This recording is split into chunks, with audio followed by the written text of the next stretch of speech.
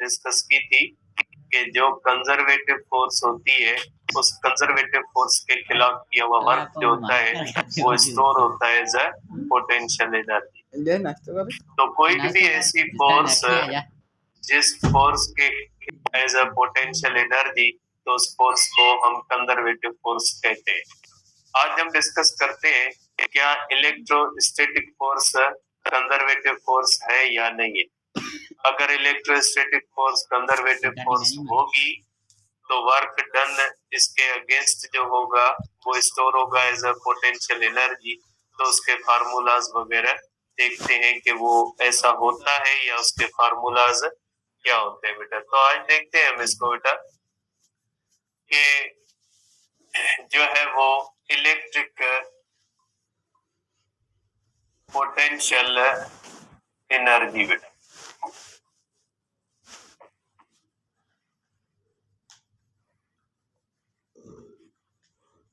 Electric potential energy, electric potential energy को हमने पढ़ना है।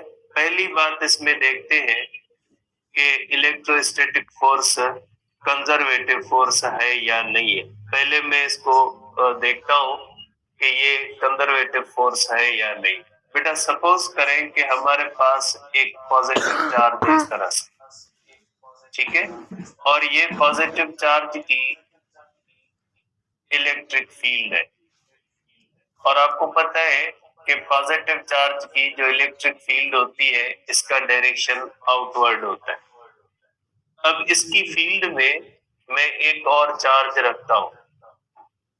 ये हमारे पास एक चार्ज है, आप इसको कह ले Q0, टेस्ट चार्ज है। और आपको पता है कि टेस्ट चार्ज जो होती है वो पॉजिटिव होती है।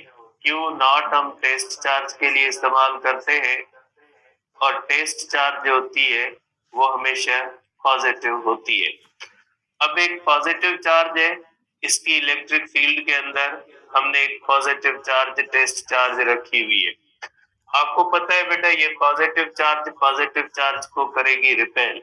इसका मकसद है कि इसके ऊपर इलेक्ट्रोस्टैटिक फोर्स का जो डायरेक्शन है वो ये, यहाँ पे ये चार्ज इस चार्ज के ऊपर फोर्स लगाती है और इस फोर्स का डायरेक्शन ये, क्योंकि दोनों पॉजिटिव चार्जेस है और आपको पता है एक जैसी चार्जेस एक दूसरे को रिपेल करती है।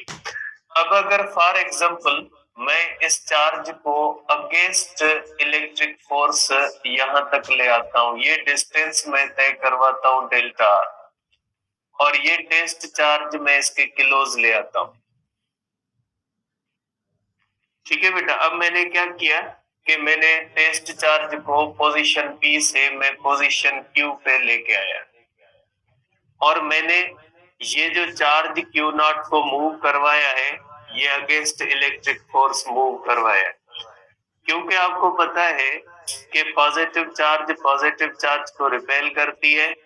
इसलिए जब हम किसी भी चार्ज को एक जगह से दूसरी जगह तक मूव करवाते हैं अगेंस्ट इलेक्ट्रोस्टैटिक फोर्स, तो आप देख सकते हैं कि हमें वर्क करना पड़ेगा, क्योंकि ये चार्ज इजीली इस तरफ नहीं जाएगी, हम फोर्स लगा के इसको इस तरफ ले आएंगे। तो इसलिए हम कहते हैं कि ये जो वर्क हम करते हैं अगेंस्ट इलेक्ट्रिक फोर्स, ये हमारा work against electric force store हो जाता है एज अ पोटेंशियल एनर्जी। और ऐसी पोटेंशियल एनर्जी जो हमें तब मिलती है जब work done against conservative force किया जाता है, तो ऐसी पोटेंशियल एनर्जी को कहा जाता है इलेक्ट्रिक पोटेंशियल एनर्जी। जिस तरह से work done against gravity store हो जाता है as a gravitational potential energy, बिल्कुल इसी तरह से work done against electrostatic force store हो जाता है as a electric potential energy. अब इसकी क्या एविडेंस है कि हमारा work against electrostatic force store होता है एज अ पोटेंशियल एनर्जी। बेटा आप इस पॉइंट इसको टेस्ट चार्ज को जब आप यहाँ पे फ्री छोड़ोगे तो खुद पीछे चली जाए।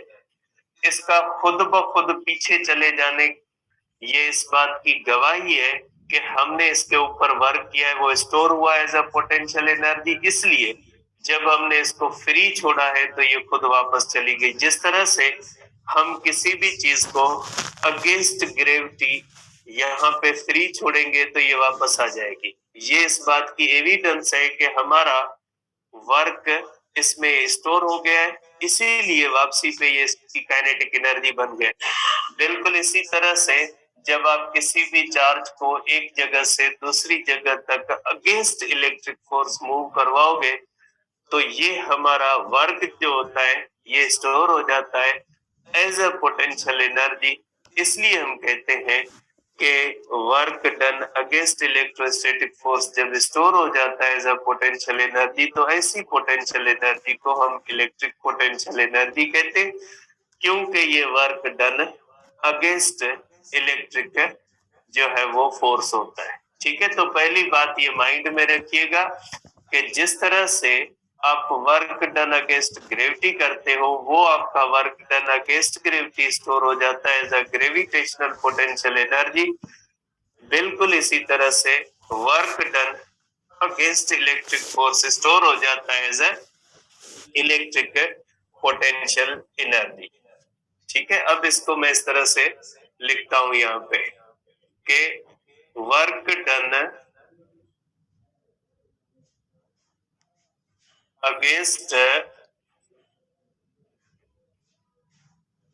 Electric force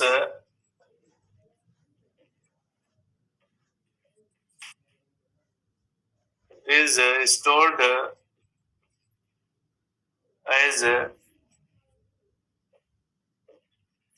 electric potential energy.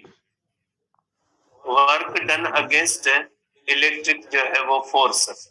अब इसमें दो दो टाइप्स है बेटा, इसमें दो केसेस है, इसको यहीं पे डिफरेंशिएट कर लीजिए ताकि अब आपको in case of like charges. बेटा लाइक चार्जेस का मकसद होता है कि दो अगर पॉजिटिव चार्जेस है या दो नेगेटिव चार्जेस है बेटा दो पॉजिटिव चार्जेस एक दूसरे को रिपेल करती है, इनके दरमियान रिपल्शन होती है बेटा। दो नेगेटिव चार्जेस के दरमियान भी क्या होती है बेटा, रिपल्शन होती है इनके दरमियान। पॉजिटिव एक जैसी चार्जेस के दरमियान रिपल्शन होती है, मींस इनके ऊपर फोर्सेस का डायरेक्शन इस तरह से होता है बेटा। इसके ऊपर इलेक्ट्रिक फोर्स इस तरफ होती है, इसके ऊपर इलेक्ट्रिक फोर्स इस तरफ होती है। इनके अंदर बेटा रिपल्सिव फोर्सेस होती है।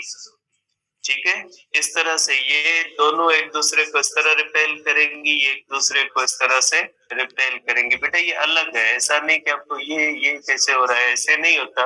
ये अलग पेयर है, ये अलग पेयर। ठीक है, तो ये बेटा हो गया कि आपने देखा है कि इसमें दोनों जो है वो चार्जेस एक दूसरे को रिपेल करते हैं। तो बेटा जब दोनों चार्जेस एक दूसरे को रिपेल करते हैं तो उनको क्लोज लाने से जो है वो पोटेंशियल एनर्जी बढ़ती है। तो बेटा जब दो एक जैसी चार्जेस होती है तो उनको जब हम इस तरह से क्लोज ले आते हैं तो हमारा वर्क स्टोर होता है एज अ पोटेंशियल एनर्जी। जैसे ये हुआ, ये पॉजिटिव चार्ज है, ये पॉजिटिव चार्ज है।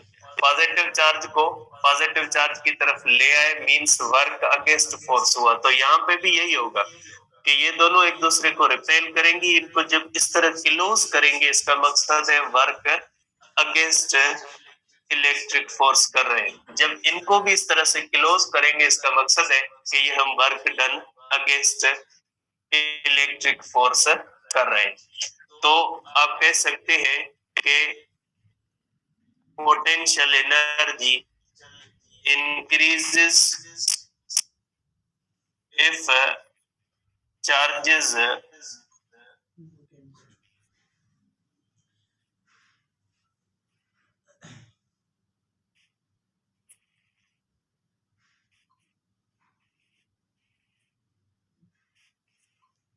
जब जब चार्जेस एक दूसरे को क्लोज आती है तो उनकी इलेक्ट्रिक पोटेंशियल एनर्जी इंक्रीज होती है, क्योंकि इनको क्लोज करने के लिए वर्क डन करना पड़ता है बेटा। अब दूसरा होता है बेटा, दूसरा केस है इन केस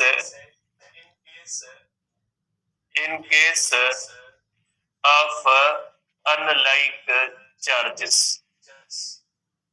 अगर अनलाइक चार्जेस होती है, ठीक है, तो उसके लिए हम क्या करेंगे बेटा, उसके लिए देखें फॉर एग्जांपल ये पॉजिटिव चार्ज है और ये नेगेटिव चार्ज है।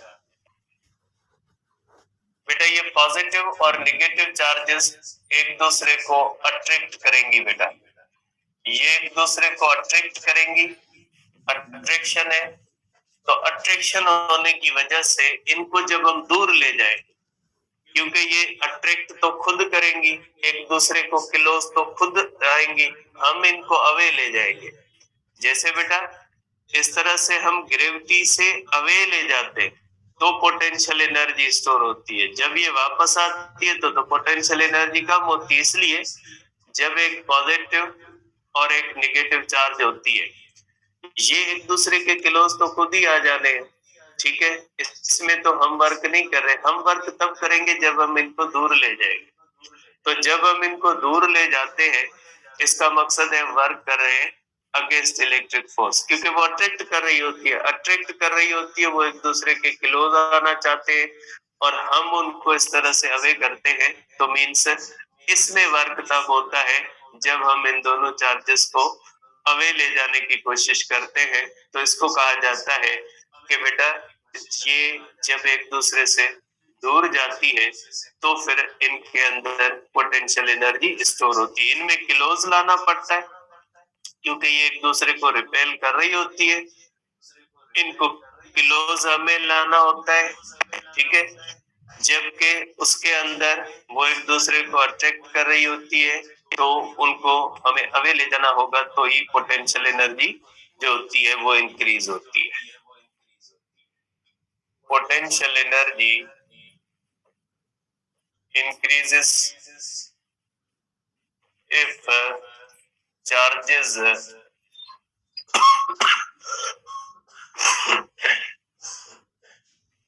मूव अवे फ्रॉम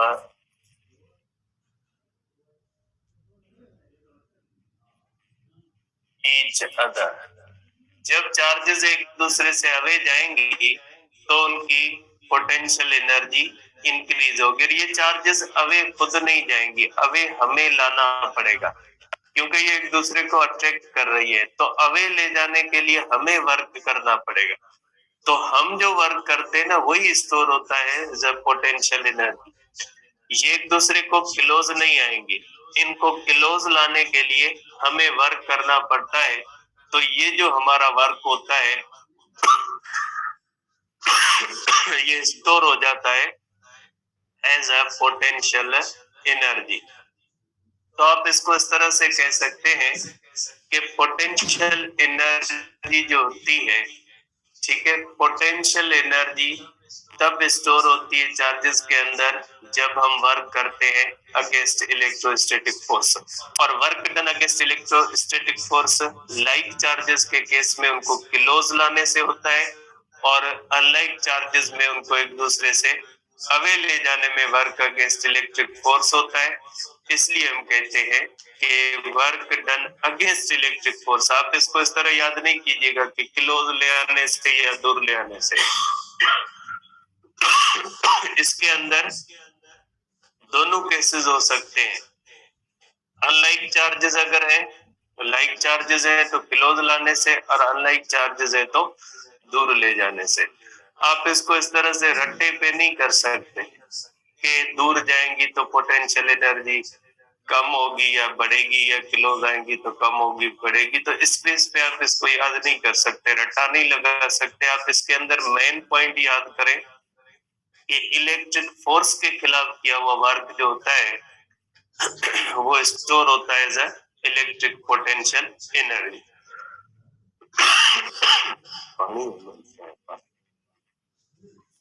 ये हुआ कॉन्सेप्ट इलेक्ट्रिक पोटेंशियल एनर्जी का। मैं इसको एक बार फिर रिपीट कर देता हूँ कि बेटा पोटेंशियल एनर्जी का मकसद होता है वो एनर्जी जो किसी भी चीज के अंदर स्टोर हो जब वर्क किया जाता है अगेंस्ट कंजर्वेटिव फोर्स। तो बेटा जिस तरह से work done against gravity store हो जाता है as a gravitational potential energy, बिल्कुल इसी तरह से work done against electric force store हो जाता है एज अ पोटेंशियल एनर्जी। और work done against electric force जिस एनर्जी में स्टोर होता है ऐसी एनर्जी को हम कहते हैं ये इलेक्ट्रिक पोटेंशियल एनर्जी होती है। ठीक है, अब ये जो इलेक्ट्रिक पोटेंशियल एनर्जी होती है, अगर दो एक जैसी चार्जेस हैं तो उनको क्लोज ले आने से हमें वर्क करना पड़ता है, और अगर दो अनलाइक चार्जेस है तो उनको अवे ले जाने से वर्क करना पड़ता है, तो उनमें पोटेंशियल एनर्जी स्टोर होती है। अब हम इसके फार्मूलाज देखते हैं बेटा कि इसके फार्मूलाज क्या होंगे। अब इसमें बेटा ये एक मेन पॉइंट इसकी क्या होती है बेटा, इसकी मेन पॉइंट ये होती है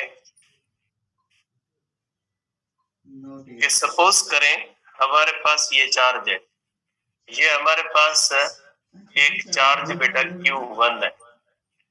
ठीक है, अब अगर ये इसकी इलेक्ट्रिक फील्ड है, अब यहाँ पे हमारे पास एक और चार्ज है, ये भी पॉजिटिव है बेटा Q2, और ये दोनों पॉजिटिव चार्जेस है बेटा।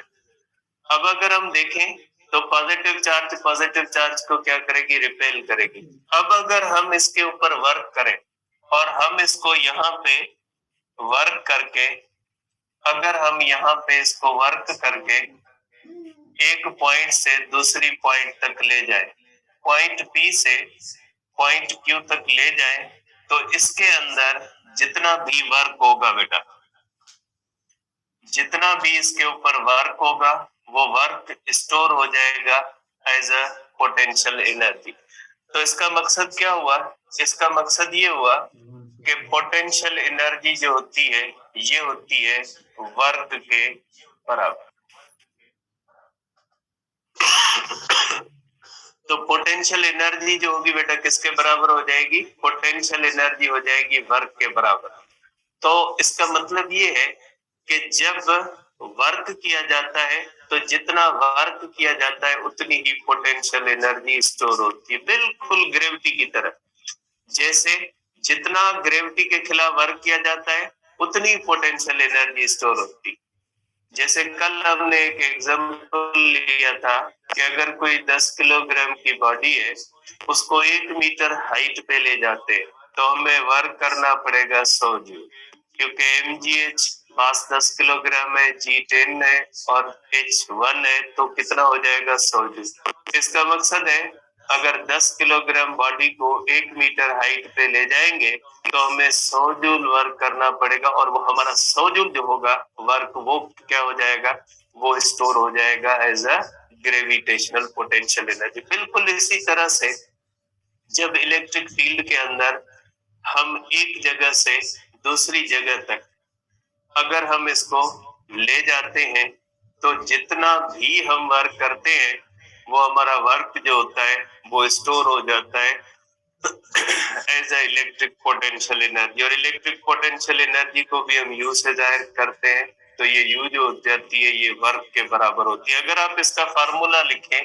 तो आप इसका फार्मूला लिख सकते हैं, वर्क होता है फोर्स इनटू डिस्प्लेसमेंट। ठीक है बेटा, आप इसको इस तरह से लिख सकते हैं, is equal to k Q1 Q2 upon r square into r displacement is equal to k Q1 Q2 upon r. ये ग्रेविटेशन इलेक्ट्रिक पोटेंशियल एनर्जी का फार्मूला सिंपली मैंने ये लिखा है। इसको आप कह सकते हैं कि ये इलेक्ट्रिक पोटेंशियल एनर्जी है जो किसके बराबर हो जाएगी, के Q1 Q2 अपॉन आर। तो ये आ गया इसका फार्मूला। कि ग्रेविटेशनल पोटेंशियल एनर्जी का जैसे फार्मूला mgh होता है, तो इसकी एब्सोल्यूट पोटेंशियल एनर्जी का जो फार्मूला होता है वो होता है KQ1 Q2 अपॉन R। ये होता है ग्रेविटेशनल इलेक्ट्रिक पोटेंशियल एनर्जी का फार्मूला कि जब चार्जेस को वर्क किया जाता है अगेंस्ट इलेक्ट्रिक फोर्स तो उसके अंदर जो पोटेंशियल एनर्जी होती है, इसके जो होते हैं ये फार्मूला है। अब इसके अंदर भी अगर हम करते हैं बेटा, इसके भी मुख्तलिफ केसेस बनते हैं बेटा कि पोटेंशियल एनर्जी कितनी होती है बेटा, is equal to k Q1 Q2 upon R, दोनों चार्जेस के दरमियान डिस्टेंस। अब इसके भी डिफरेंट केसेस बनते हैं बेटा। सपोज करें आपके पास एक पॉजिटिव चार्ज है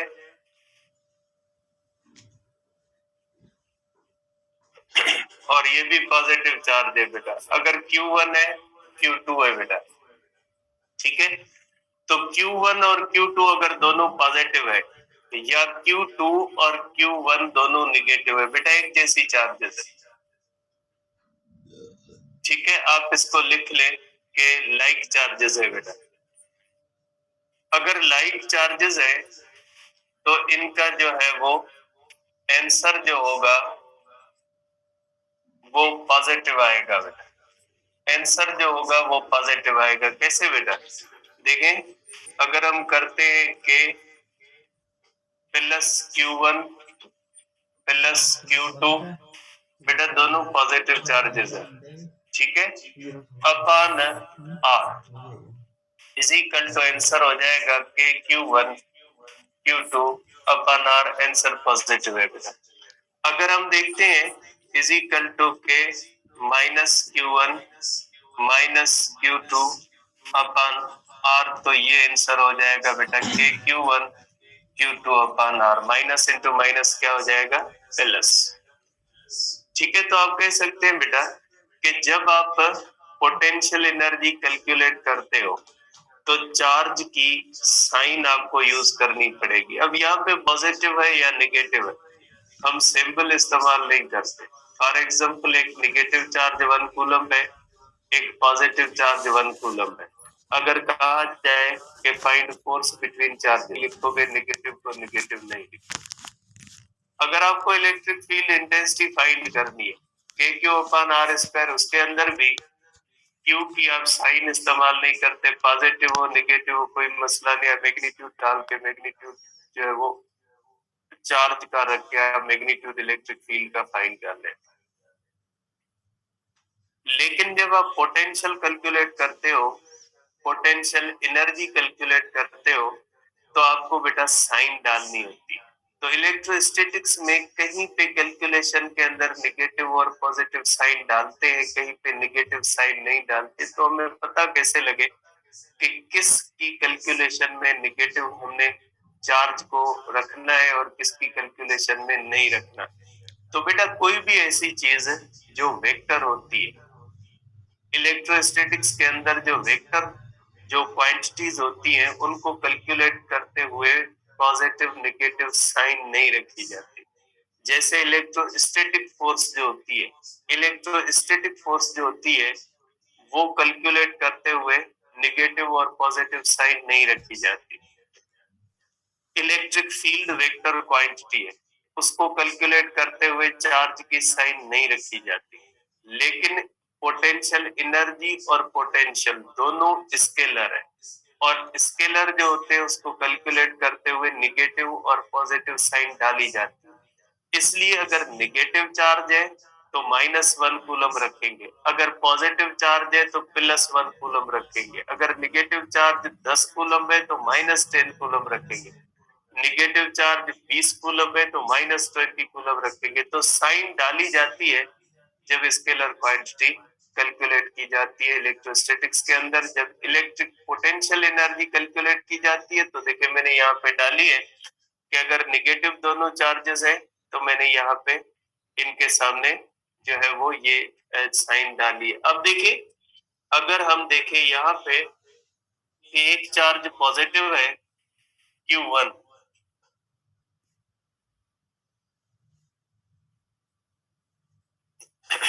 सपोज करें हमारे पास एक Q1 पॉजिटिव है, ये हमारे पास Q1 है बेटा, और ये हमारे पास है माइनस Q2 इनके दरमियान आ रहा है। अब अगर इनकी पोटेंशियल एनर्जी जो कैलकुलेट करेंगे K plus Q1 minus Q2 upon R, तो इसका मकसद है कि ये minus K Q1 Q2 upon R आएगा। आंसर जो होगा इसका आंसर निगेटिव होगा बेटा। तो ये चीज बताने का मतलब ये है कि जब आप दो चार्जेस की पोटेंशियल एनर्जी या एक चार्ज की पोटेंशियल एनर्जी कैलकुलेट करते हो, तो पॉजिटिव चार्ज है तो साइन सिंबल पॉजिटिव रखी जाएगी, और निगेटिव चार्ज है तो साइन सिंबल जो है वो निगेटिव रखी जाएगी। तो ये याद रखिएगा कि इलेक्ट्रोस्टैटिक्स के अंदर कूलम्स लॉ इस्तेमाल करते हुए इलेक्ट्रिक फील्ड को फाइंड करते हुए हम चार्ज की साइन नहीं रखते, क्योंकि वो वेक्टर क्वांटिटीज होती है, वहां पे साइन जो होती है वो डायरेक्शन को शो करती है, इसलिए वो कैलकुलेशन के अंदर पुट नहीं की जाती। जब स्केलर क्वांटिटीज होती है तो निगेटिव एक मीनिंग रखता है स्केलर के अंदर। आपने चैप्टर 2 के अंदर फर्स्ट ईयर के अंदर पढ़ा होगा कि scalars can be negative positive zero, तो स्केलर क्वांटिटी को हम नेगेटिव रखते हैं। फ्लक्स कैलकुलेट करते हुए भी हम माइनस और प्लस का ख्याल रखते हैं। तो स्केलर क्वांटिटी जो भी होती है उसको कैलकुलेट करते हुए चार्ज की साइन लाजमी जो है वो डालनी होती है, क्योंकि आप देख सकते हैं कि दोनों एक जैसी चार्जेस चाहे पॉजिटिव हो निगेटिव हो, फाइनल आंसर क्या आ जाता है पॉजिटिव। लेकिन अगर एक पॉजिटिव एक निगेटिव हो तो फाइनल आंसर क्या आ जाएगा, निगेटिव आ जाएगा। ठीक है, तो ये हुआ हमारे पास पोटेंशियल एनर्जी का सिर्फ हमने कॉन्सेप्ट डिस्कस किया है कि इलेक्ट्रिक पोटेंशियल एनर्जी का कॉन्सेप्ट क्या है। ठीक है, तो अब आप इस बुनियाद पे कह सकते हैं कि देखिए हमने देखा कि जब किसी भी इलेक्ट्रिक फोर्स के खिलाफ वर्क किया जाता है तो वो हमारा वर्क स्टोर होता है एज अ पोटेंशियल एनर्जी। इसका मतलब है कि इलेक्ट्रोस्टैटिक फोर्स जो होती है वो जो है वो कंजर्वेटिव फोर्स है, क्योंकि कंजर्वेटिव फोर्स के खिलाफ ही किया हुआ वर्क जो होता है वो स्टोर होता है एज अ जो है वो पोटेंशियल एनर्जी। तो आप इसको कहोगे बेटा कि electrostatic force, electrostatic force is conservative force because, मैं रीजन भी लिख लेता हूं फिर आप पूछोगे, because work done against electric force is stored as electric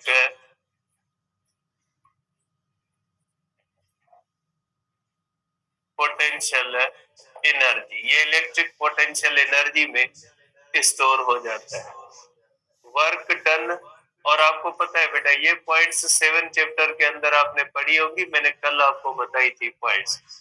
अब इनको मैं सिर्फ लिख रहा हूं, इसको मैं यहाँ पे रिपीट नहीं करूंगा क्योंकि ये 7 चैप्टर के अंदर आती है। चैप्टर जो फर्स्ट ईयर का है उसी की पॉइंट्स होती है। वहां पे भी आप देखते हो कि work done against gravity store होता है as a gravitational potential energy, और ग्रेविटी भी कंजर्वेटिव फोर्स होती है। तो work does not work against electric force does not depends upon path followed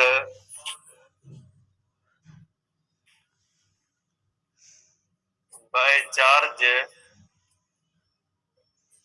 to reach from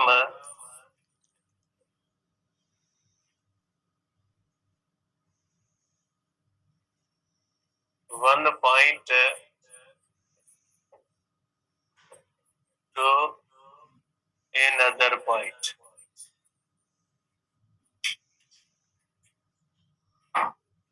ठीक है, आप इसको इस तरह से लिख सकते हैं बेटा, क्योंकि बेटा ये वर्क अगेंस्ट कंजर्वेटिव फोर्स होता है, work against conservative force depend करता है डिस्प्लेसमेंट पे, और डिस्प्लेसमेंट पाथ पे डिपेंड नहीं करता। ठीक है, आप इसको डिस्टेंस भी कह सकते हैं कि डिस्टेंस पे डिपेंड नहीं करता।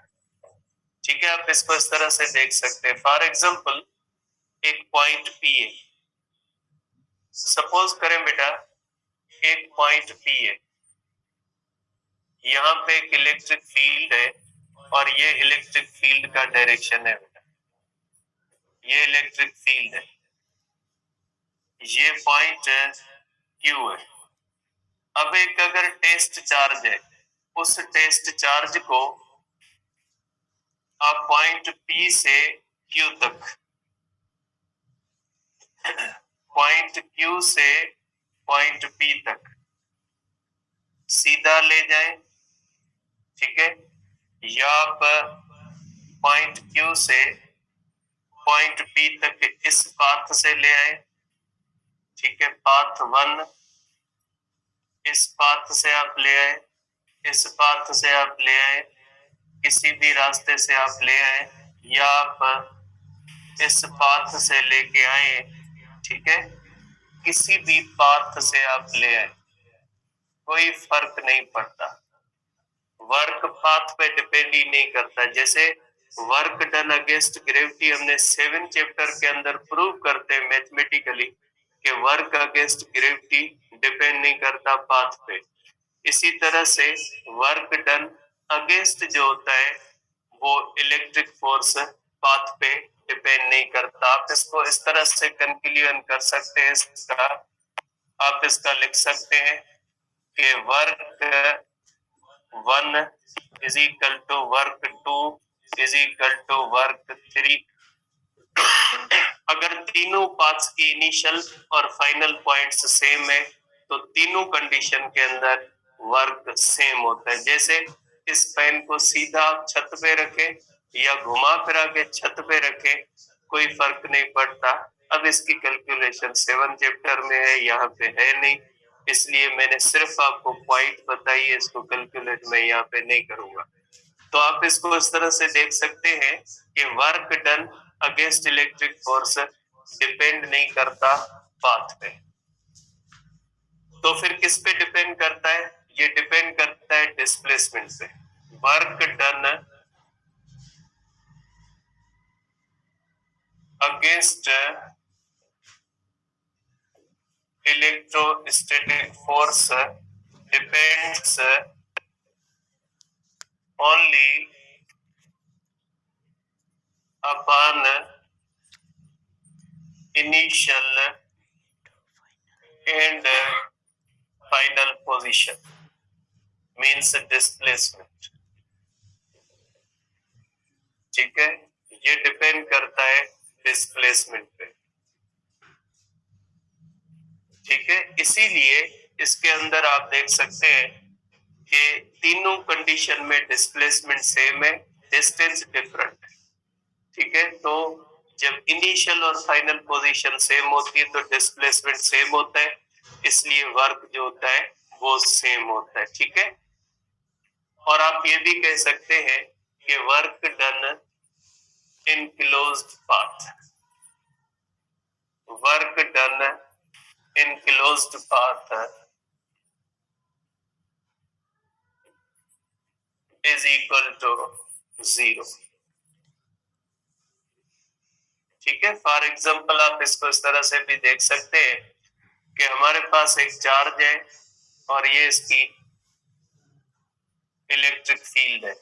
अब अगर हमारे पास एक टेस्ट चार्ज है, उसको आप पोजीशन P से ले आते हैं पोजीशन Q पे, ठीक है, इस तरह लेके आए, फिर आप इसको इस तरह से वापस ले जाते हैं, तो इनिशियल और फाइनल पोजीशन जब सेम है, इनिशियल और फाइनल पोजीशन सेम, इनिशियल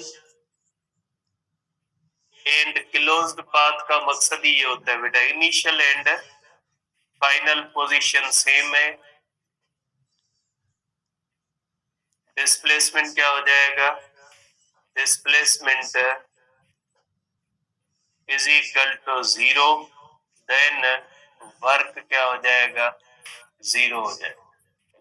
ठीक है, तो डिस्प्लेसमेंट 0 होता है तो वर्क क्या होता है, 0 होता है। ठीक है, तो आप कह सकते हैं कि work done in closed path जो होता है वो 0 के बराबर होता है कि जब आप पॉइंट P से Q तक आते हैं, Q से वापस P तक आ जाते हैं, तो ये क्लोज्ड पाथ होता है और work done in closed path जो होता है ये 0 के बराबर होता है, क्योंकि क्लोज्ड पाथ का मकसद है इनिशियल और फाइनल पोजीशन से, इनिशियल और फाइनल पोजीशन पे डिस्प्लेसमेंट 0 होता है और work done against gravity store होता है। Work done against gravity depend करता है इनिशियल और फाइनल पोजीशन पे, इसलिए हम कहते हैं कि work done in closed path 0। आगे चल डिस्कस।